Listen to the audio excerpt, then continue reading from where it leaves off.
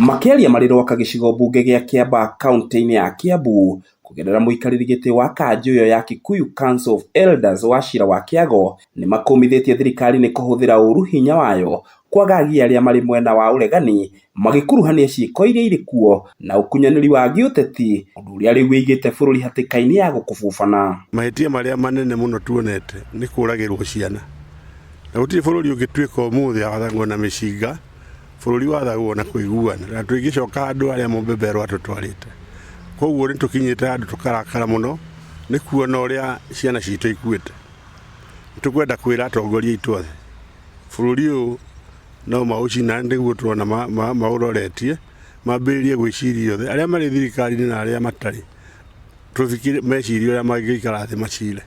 Ihinda-ini riu ni maugite hari bata thirikari na bururi kurora na kinyi marakara makiruku thiini wa mbeu njithi guku bururi-ini, riu makiuria mutongoria wa bururi Ndagitari William Samoei Ruto guthikiriria mbeu njithi hari mwathanire wake. Kuri borithi itu tigai guturagira ciana, andu aya ni ari na ariu anyukwa ni brothers na sisters cianyu, tigai kumoraga.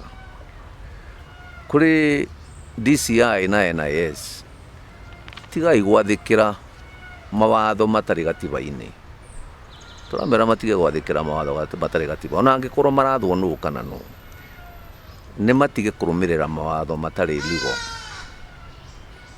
Na ningi ona kuri muthuri tugutia muno witagwo Inspector General Kanja, muthuri ukinyitie miaka ya retire,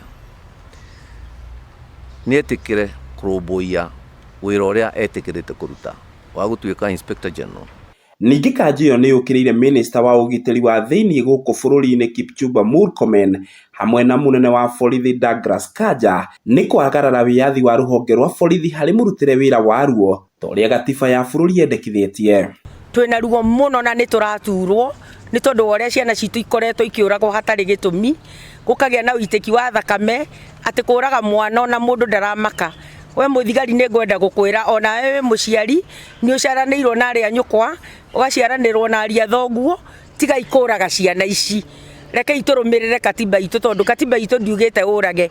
Akorwo mwana ucio no amwona na mahitia wagirirwo o kumwika kaundu karia gutuma umunyite ndakore. Oho kanjo ya athuri acio ni yorotete ateti othe aria makoretwo muhari wa mbere gucogera njatukano na gwakiriria rugari wa uteti handu ha kuhunjia thayu na urumwe kuri Akenya. Tukahoya tutigetikire gutumika na tukahoya ayuthi othe matigetikire gutumika o njira o yothe, no anene a DCI na NIS no maratumika na magakwata maundu matari unconstitutional.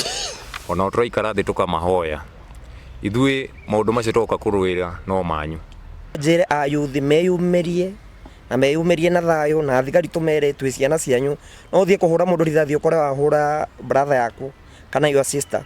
We will maintain peace, tukarurungana na njira ya thayu koguo matikana huthire force gutuheria barabara. Riu kanjo irendekithia ta bururi kugia na miario ya urumwe kana dialogue igikuruhania thirikari, atongoria othe a mung'ethaniro hari gwetha kihonia kia bururi itemi-ini ria guteithia aria othe marwirire wiathi wa bururi uyu. Giguithiraniria maria marahanika kaunti-ini ya Kiambu, ritwa riakwa ni Njau ya Kinuthia.